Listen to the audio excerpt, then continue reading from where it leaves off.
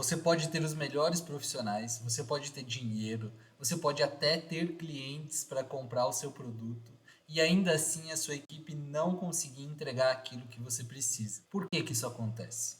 Bom, existem desafios naturais para uma boa equipe poder trabalhar e você vai aprender como trabalhar cada um desses desafios de forma simples, um passo a passo que você vai conseguir implementar com a sua equipe. Eu sou o Ronaldo, consultor de empresas há 5 anos, engenheiro e passo por isso todos os dias. Já deixa o seu like, se inscreva aqui no canal para não perder nenhuma novidade, nenhum vídeo novo, que eu estou soltando uma vez por semana, 2 vezes por semana. Então, para essa série de livros, para essa série de vídeos, a gente vai usar como base os 5 desafios das equipes do Patrick Lencioni. É um livro fácil de ler, um livro tranquilo, que vale muito a pena você ler e você trabalhar essa leitura em conjunto com a sua equipe. Na verdade, essa série surgiu justamente de um trabalho que eu venho desenvolvendo com líderes de um dos meus clientes. Como é que é esse livro? Uma parte conta uma história, ou seja, ele chamou isso de uma fábula de liderança, e a outra parte que ele vai explicar o modelo que ele entende de formação de equipe, de liderança, né, de gestão de pessoas. Então, a fábula é sempre bom. Eu, particularmente, gosto muito de fábulas porque a gente tem um exemplo bem vivo, né, sobre aquilo que ele está falando. Então, ele não está dizendo tudo na fábula, mas ele está colocando os personagens numa situação que poderia ser a nossa situação. Então, a gente se identifica facilmente com aquilo lá e a gente consegue, às vezes, ficar em dúvida, pensar assim, bom, como é que eu responderia, como é que eu reagiria nessa situação? Será que eu faria assim? Será que eu daria essa resposta? Então, a fábula ela é muito interessante. E a segunda parte ele vai explicar esse modelo. E normalmente, uma pessoa que chegou numa posição de liderança, ela chegou nesse papel justamente porque ela apresentou um resultado bom, geralmente acima da média, numa posição inferior. Ou seja, a gestão da empresa entende que se um determinado funcionário, colaborador, performou bem numa posição ali com um campo de responsabilidades menor, ela espera que aquele funcionário vai conseguir atuar bem numa responsabilidade maior. Então promove lá um coordenador a gerente, um gerente a diretor, um analista a coordenador e assim vai. A gente sabe que isso é uma coisa que pode ser problemática. Por quê? Porque ninguém ensina ninguém ensina como ser líder. Ou seja, a empresa pressupõe que o líder vai conseguir liderar sem maiores problemas. E a formação do líder acaba ficando justamente por conta dele mesmo. Então, para suprir esse gap, que eu decidi fazer esse vídeo. Ou seja, para trazer ferramentas, para trazer uma estrutura de um livro, uma estrutura já bem desenhada, bem amarrada, e que a gente consiga se basear nela justamente para dar os nossos primeiros passos e para quem, enfim, já deu os primeiros passos para consolidar ainda mais a sua liderança. Então, a formação do líder não é um dado, não é uma coisa que vem pronta, né? Que surge da gente como um espirro, sei lá, uma vontade de ir no banheiro ou tomar água. Não, a formação do líder é uma coisa que dá para aprender. E tem várias coisas que são comuns a várias equipes. Foi isso que o Lancioni buscou fazer no seu modelo. Ele buscou entender o que é comum em todas as equipes e o que dá para trazer de uma equipe para outra. Ou seja, o que precisa ter em todas as equipes. Precisa ter essas 5 coisas, que no final das contas são 5 desafios. E esses desafios eles são colocados para as equipes de uma forma assim imposta. Ninguém, na verdade, vem e coloca, mas como são características naturais, todo mundo enfrenta, quer você saiba ou não. Então, saber disso é já uma libertação, né? A gente consegue dar nome para as coisas e consegue trabalhar com essas coisas que a gente deu nome. Então, se isso te ajudar, deixe seu comentário aqui, participa. É muito importante para mim saber o que vocês estão pensando, se isso está ajudando ou não, se essa forma de entregar o conteúdo é interessante para vocês. Nesse vídeo, a gente vai falar sobre a confiança, que é o primeiro desafio. A dificuldade dos seus membros de mostrar vulnerabilidade para os outros, de confiar uns nos outros e quando a gente confia, a gente tem debates, ou seja, a dificuldade de ter debates numa equipe. Isso tudo a gente vai falar agora. Então, quando a gente está falando de confiança, que é o primeiro desafio da equipe, é estabelecer uma relação de confiança entre os seus membros, a gente percebe que a equipe não tem confiança quando não existem debates acalorados. Então, esse foi uma coisa interessante que o Lencioni colocou, pelo menos para mim, porque a gente sabe que a sociedade brasileira não é uma sociedade propriamente conhecida pela confiança. A gente não confia muito na palavra dos outros. Se alguém fala que vai entregar um relatório, você fala assim, tá, talvez ele entregue, talvez não. Aquele prazo que as pessoas dão é aquela, sabe, é mais um indicativo, assim, é um farol, mas não é um prazo que a gente sabe que pode contar que vai estar pronto. Então a gente não confia muito nas pessoas. Mas como que a gente pode falar, assim, que indicador qualitativo, na verdade, que a gente pode usar para falar assim, aqui tem problema de confiança? É quando existe um problema, quando existe uma discussão e os membros não se sentem à vontade para expor sinceramente aquilo que eles pensam. Os membros, eles não contribuem um com o outro. A raiz disso está no medo de você demonstrar a sua vulnerabilidade. No final das contas, quando a gente dá uma solução, quando a gente dá um comentário sincero, as pessoas já falam, bom, então já que você é o sabichão, vai lá e faz. E aí você fica meio tipo, pô, não, só quis dar uma sugestão. As pessoas têm dificuldade de reconhecer os seus erros, enfim, de mostrar-se vulnerável perante os outros, porque sabe lá Deus o que os outros vão fazer com isso. Então a gente fica com receio, prefere se esconder debaixo de uma carapaça, né, de um esqueleto ali forte, mas que por dentro não pode não ser bem assim. Então, quando a gente tem medo de mostrar a nossa vulnerabilidade, a gente começa a agir não segundo aquilo que a gente realmente acredita com o coração, com sinceridade, mas a gente age tendo em vista assim como que você quer que as pessoas te percebam, como você acha que elas vão te perceber se você agir de tal ou qual forma. Então você está sempre meio que desempenhando um papel. E esse papel te enfraquece no final das contas e enfraquece as relações. Então, tá aí uma característica de uma equipe sem confiança, né? Ela não demonstra a sua vulnerabilidade e por isso ela acaba não se expondo, não demonstrando as suas opiniões e então, como ninguém demonstra nada, não se tem debates, né? Nesse caso, quando você comete um erro numa equipe dessa, o que você faz? Mesmo que seja um erro pequeno, você trata de esconder. Você não quer que ninguém descubra aquele erro, né? Quando você tem uma pequena dificuldade, o que você pensa? Eu preciso resolver isso aqui sozinho, senão vão achar que eu não dou conta. Se alguém descobre um erro seu, aquele que você escondeu, mas ficou uma sujeirinha debaixo do tapete, o que você faz? Você busca terceirizar. Você busca falar que a responsabilidade não é sua. Na verdade, a responsabilidade é do Johnny lá de vendas, é do Flávio do comercial, é do fulano da oficina, é do cliente que não falou que estava com esse problema, mas nunca é sua, nunca você assume a responsabilidade e fala, realmente eu errei.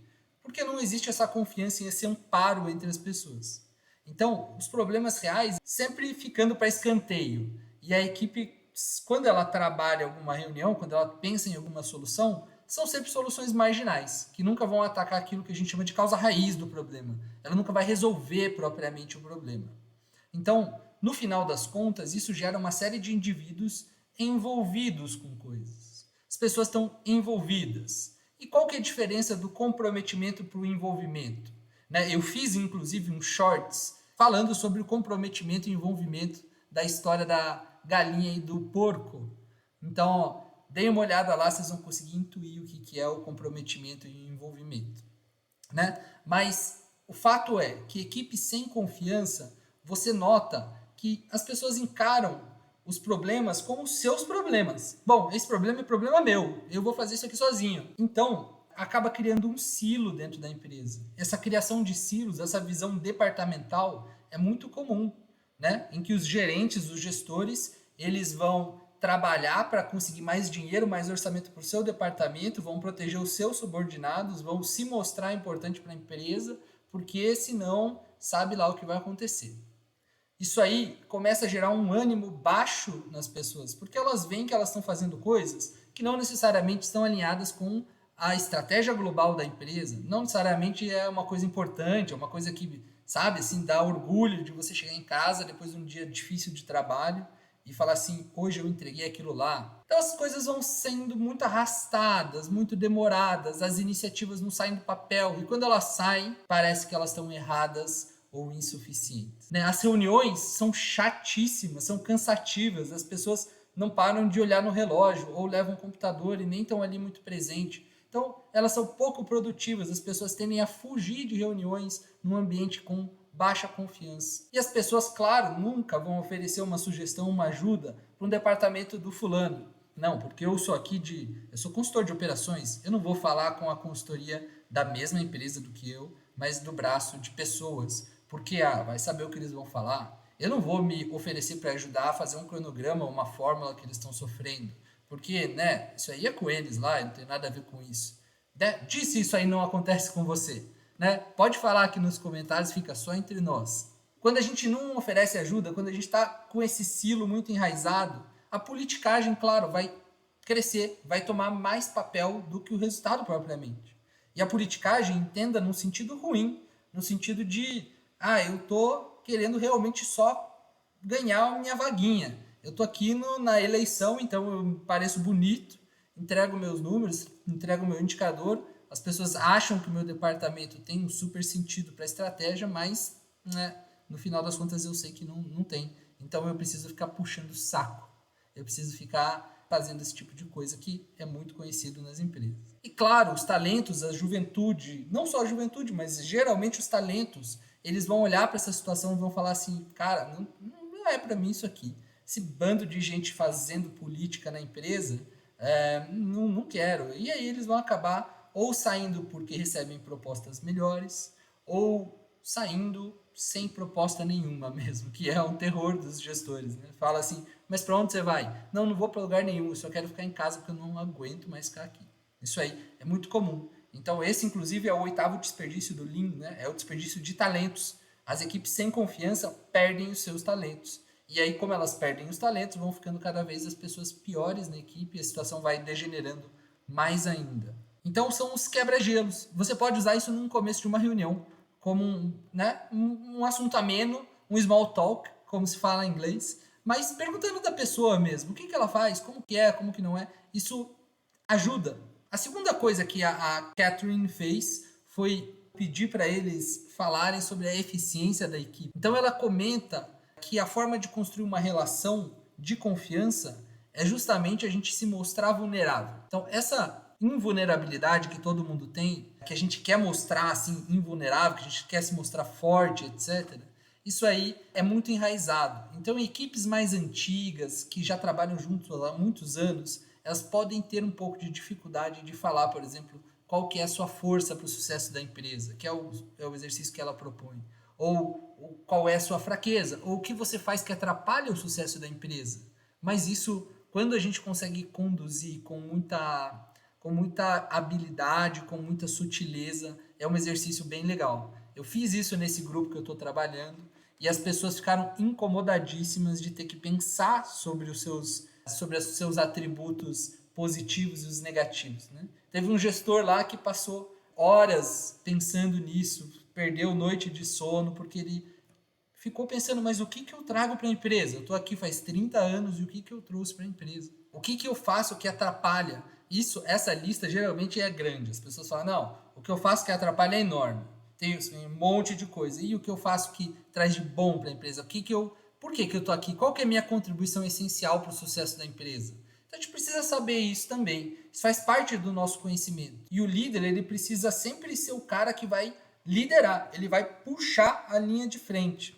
Ou seja, é aquela visão do líder guerreiro da época medieval, né? Os nobres, os cavaleiros. O que eles faziam? Eles ficavam no castelo comandando estrategicamente a batalha? Não, eles desembaiavam a bainha e iam na frente da batalha justamente enfrentar os seus inimigos. E o seu exército via aquela coragem e se inflamava com aquele ânimo. Então, se o líder está disposto a construir uma relação de confiança com as pessoas, a primeira coisa que ele precisa é saber que se ele se mostrar vulnerável, as pessoas também vão se mostrar vulneráveis. A relação humana, ela nunca é uma relação de confronto frente a frente, né? Braço com braço. Né? Ela é, pelo contrário, uma relação de confiança, né? É muito mais produtiva. E uma coisa interessante desse exercício, que foi o segundo que ela usou para construir mesmo a confiança de uma forma deliberada, é que quando a gente pensa nas nossas forças por um lado e fraquezas do outro, essas coisas geralmente estão conectadas. Então, uma está relacionada com a outra. Ou seja, Um gerente de vendas confiante na sua habilidade de comunicação, na sua capacidade técnica, algumas vezes ele pode se passar por arrogante. Uma pessoa que gosta de liderar, que gosta de ter a iniciativa de fazer e acontecer, super proativo, às vezes ele não recebe bem ideias contrárias ou ideias que não são dele. A pessoa que gosta de fazer as coisas, gosta de fazer tudo, não necessariamente liderar, às vezes ela não sabe dizer não e ela não consegue fazer as coisas. Ela recebe tudo, ela gosta, ela quer se sentir importante, mas ela não consegue dizer não, então ela não entrega. Aquela pessoa que tem um bom controle sobre o time, que sabe exatamente como as coisas estão, às vezes ela não permite a criatividade e inovação do seu grupo. Então, às vezes, ela abafa esse fogo do grupo. Então, isso é muito interessante. As forças e as fraquezas. Quando vocês forem conduzir, se vocês forem conduzir esse tipo de dinâmica com o seu grupo, busca concentrar nas forças. As fraquezas são importantes, mas eu gosto de reconhecer as fortalezas. Qual que é a contribuição mais importante que essa pessoa dá para o time? E quando alguém falar alguma coisa muito genérica, você entra no meio e você complementa, porque você conhece o seu time, né? Você observou o seu time. Essa foi a primeira coisa que a Caitlin fez. Ela olhou o time, ela prestou atenção, ela ouviu eles. Você fala, olha, no meu ponto de vista, a sua maior força é a sua comunicação, é a sua capacidade de resistir aos obstáculos.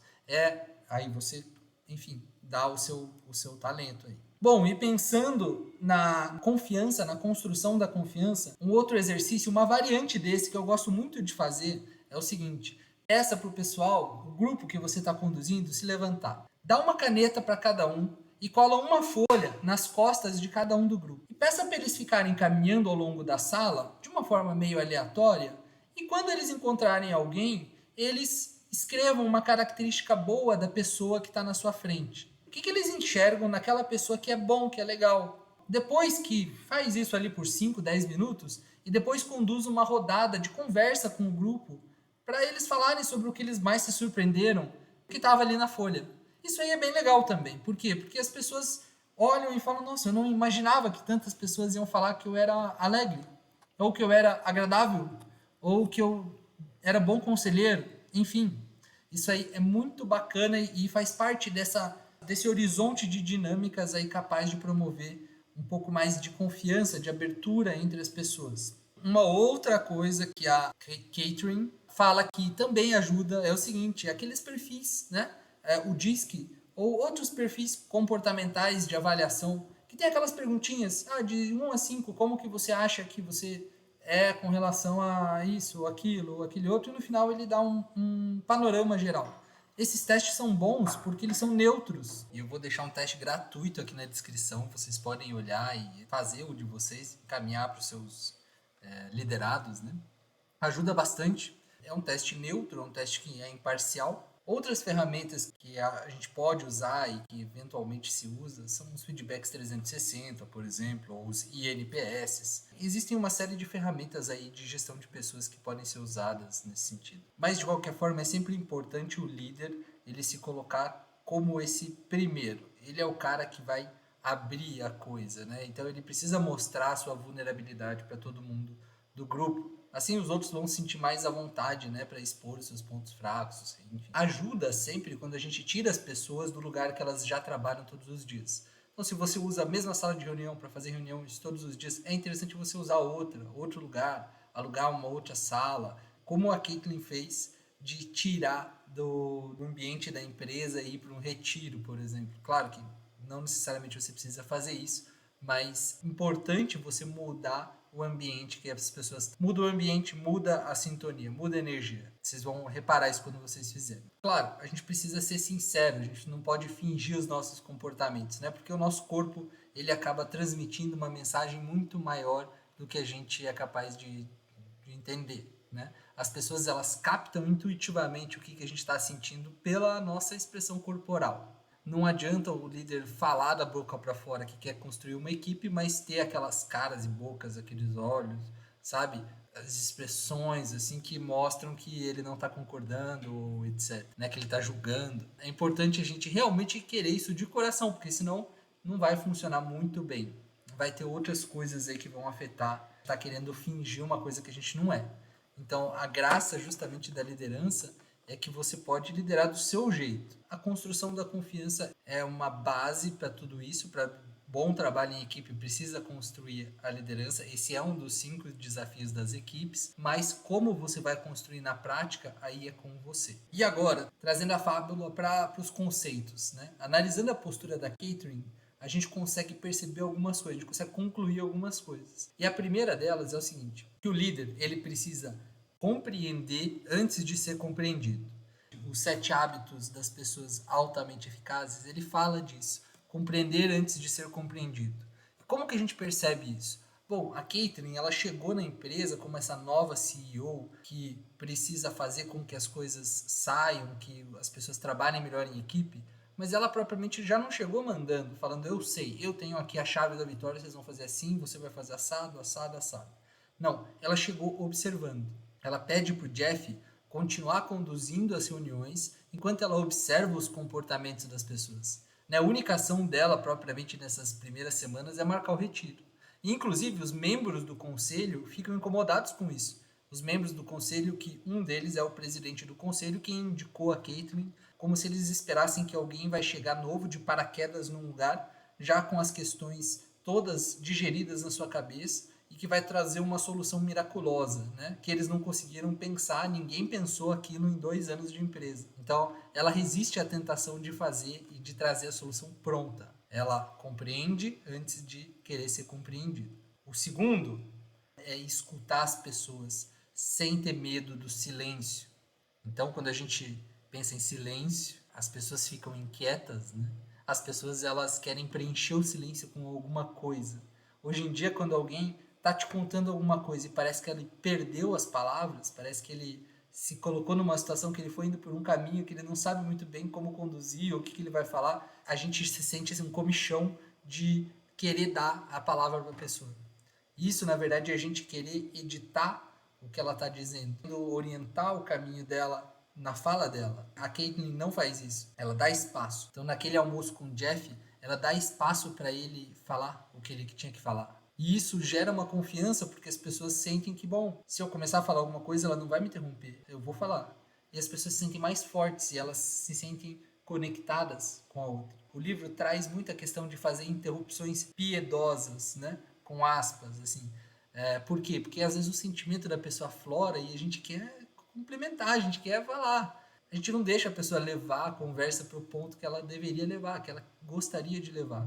Não sei se você já trabalhou com alguém que acha que pode ler mentes. Você começa a falar um negócio e a pessoa já completa a tua frase. Se você já aconteceu isso com você, diz aí nos comentários que eu vou ficar muito satisfeito de lê-los. Então, a segunda coisa é escutar sem medo do silêncio. Usar o silêncio como uma arma, como uma ferramenta de extração daquilo que a gente quer ou daquilo que as pessoas precisam comunicar. A terceira coisa é ter um propósito firme de sempre melhorar o trabalho em equipe e comunicar esse propósito. A Catherine recebe esse objetivo do presidente, ela incorpora isso e todas as aberturas que ela faz ali durante o retiro, ela ressalta, ela afirma, ela marca essa posição. Né? O que ela está fazendo ali? Ela lembra que todo mundo, cada um, é muito bom isoladamente, mas que eles precisam aprender a se comunicar e trabalhar melhor em equipe. O papel do líder é sempre falar, é sempre contextualizar, é sempre repetir a mesma coisa e o mesmo propósito. Não é aquela coisa de eu já falei uma vez, eu falei 6 meses atrás e ninguém me ouviu.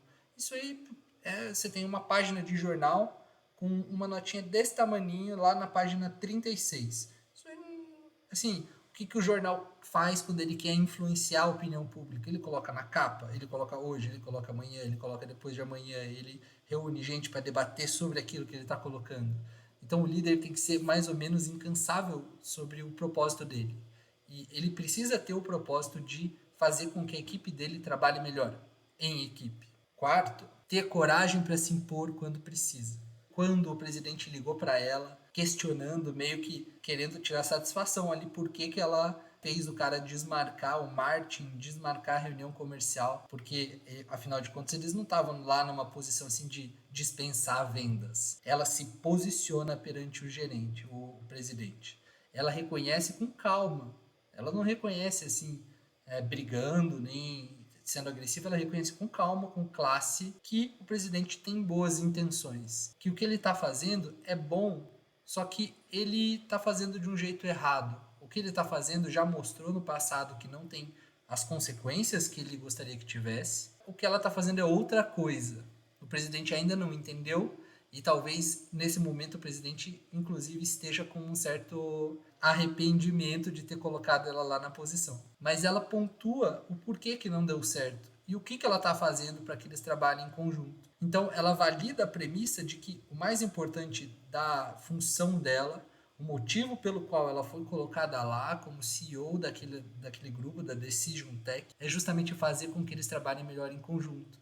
Então, não faria sentido o Martin participar da reunião comercial e deixar de participar desse primeiro retiro porque tem potencial venda. Não é isso. Não é uma venda isolada que vai salvar a companhia.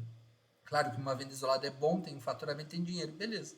Mas é uma venda isolada. As coisas vão continuariam da mesma forma como elas estavam. Então, ela até chega a dizer para ele, olha, a sua presença tão ativa, você como presidente do conselho ser tão ativo junto ao CEO não é muito normal. Talvez ela esteja mostrando um pouco que ele pode confiar nela, que ela sabe o que ela está fazendo. Então, ela fala, né, você me contratou para resolver um problema, eu estou fazendo isso, eu sei fazer isso, vai dar certo. Agora, você está pronto para as consequências?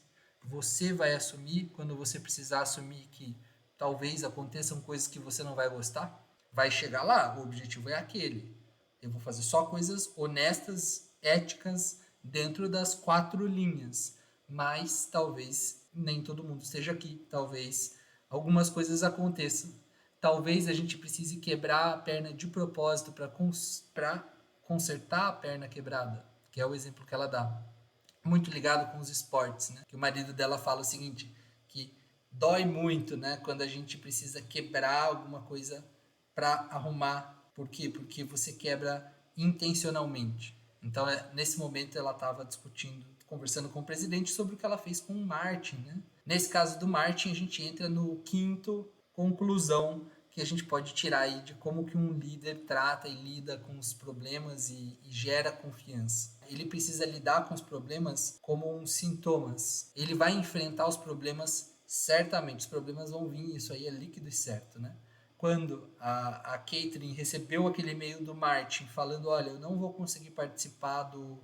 Ele nem falou do retiro, não, ele não falou do retiro, não foi tão polido assim. Ele falou o seguinte, eu vou ter alguma reunião comercial e a reunião comercial vai cair nos dias tais e pronto, né? Nem mencionou que tinha um conflito de agendas com o retiro que ele deveria estar participando. Então ele assumiu a coisa, ele assumiu que a prioridade seria a reunião comercial e nem deu bola pro retiro. Ah, esse retiro aí. Mas não é bem assim, né? E aí fica aquela dúvida. E se você não ficou com essa dúvida, provavelmente você não leu com o tempo suficiente.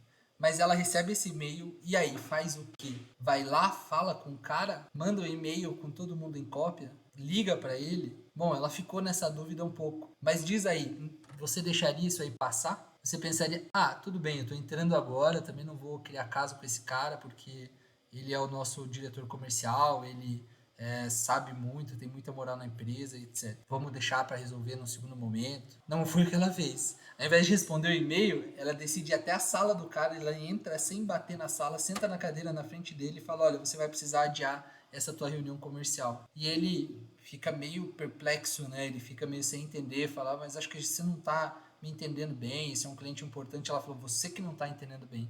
A gente vai precisar construir uma equipe. Eu não estou aqui para você fazer uma venda. A gente quer realmente mudar a situação dessa empresa. Então, se você precisar de ajuda, inclusive para desmarcar a reunião, eu conheço o CEO dessa empresa que você vai. Você fala comigo, ele me deve um favor, eu vou conseguir remarcar para você. Ponto final. O cara não falou mais nada. Então, a gente, como líder, sempre precisa lidar com os problemas como sintomas. Qual que é o sintoma? O Martin, ele realmente achava que ele estava fazendo a coisa, que ele não é que ele estava atacando a autoridade, ele estava também atacando a autoridade da CEO, mas era um ataque que não visava ela necessariamente, era uma coisa assim, não era pessoal. Então ela tratou de uma forma impessoal. Ela falou com ele porque ela reconheceu o que ele queria, falou, contextualizou o motivo pelo qual aquilo não ia funcionar e pronto, deu a posição dela firme, papo reto. Então essa história da gente ficar fazendo conversinha, respondendo no WhatsApp, textão, e-mail, isso aí não funciona. Primeiro, você pode falar pessoalmente com a pessoa quando tem algum atrito? Melhor. Não dá para falar pessoalmente? Liga. Não dá para ligar? Espera. Não fica criando mais confusão. É sempre melhor tentar de frente resolver os problemas. Por exemplo, outra situação dessa que ela desvincula e não leva para o lado pessoal é quando ela encontra com o Jeff no almoço e o Jeff meio indignado, assim, tipo, poxa, né? Você queria te falar que acho que foi meio que uma mancada o que você fez aí com o Martin e tal. Isso era o que ele tinha na cabeça e ela já sabia, né? Mas ela deixou ele falar até o final. Ela não interrompeu, deixou ele falar até o final, reconheceu a boa intenção dele de ver a opinião contrária, etc. Ela falou assim: olha, tá bom, reconheço que você está falando isso para mim, que você tem uma visão diferente da minha, te agradeço porque você está falando para mim, mas a questão não é essa. A questão é que eles precisam aprender a trabalhar em equipe e é isso que vai acontecer. As pessoas, elas sempre precisam entender o contexto, entender o motivo, qual que é a sua motivação para fazer as coisas. Então, contextualizar é sempre importante. Às vezes não é nem tanto o que a gente fala, mas é como a gente fala. Qual é a embalagem que a gente traz, o recado que a gente está querendo trazer e querendo expor. Tá bom? Então, de novo, se você está gostando desse conteúdo e ainda não deu um joinha, aí a gente está com um sério problema de confiança. Mas brincadeiras à parte, se inscreve aí logo e vem muita coisa boa pela frente. A gente vai continuar a leitura desse livro. Você pode treinar os comportamentos de liderança. Não é uma coisa, como eu falei, não é uma coisa que vem dada, que vem pronta. A gente consegue desenvolver. A confiança é o primeiro elo, primeira base aí para tudo que a gente vai fazer. E é praticando que se aprende. Então não tem jeito certo, não tem jeito errado, é realmente na prática, né? Você já tem um diagnóstico, se a sua equipe não discute, se ela não debate, você pode estar enfrentando um problema de confiança. E as pessoas, elas melhoram, elas pioram, depois elas voltam a piorar, depois melhoram. Então você pode sentir que está andando meio que em círculos ou tentando cavar um buraco na água, assim, pensa, puta, tudo que eu faço não dá certo e tal. Não desanima, que é assim mesmo. O desafio é você manter a sua energia nesse lugar correto, manter as iniciativas acontecendo no sentido de promover a confiança, tá bom? Assim você vai aumentando o desempenho organizacional de uma forma progressiva, mas contínua. As pessoas vão trabalhando cada vez mais, como elas trabalham cada vez melhor em conjunto, e mais em conjunto elas criam cada vez coisas melhores e com menos estresse, com menos tempo. É um círculo muito virtuoso, tá bom? Então por isso que eu quis trazer esse tema da confiança para vocês. Fico por aqui e até a próxima.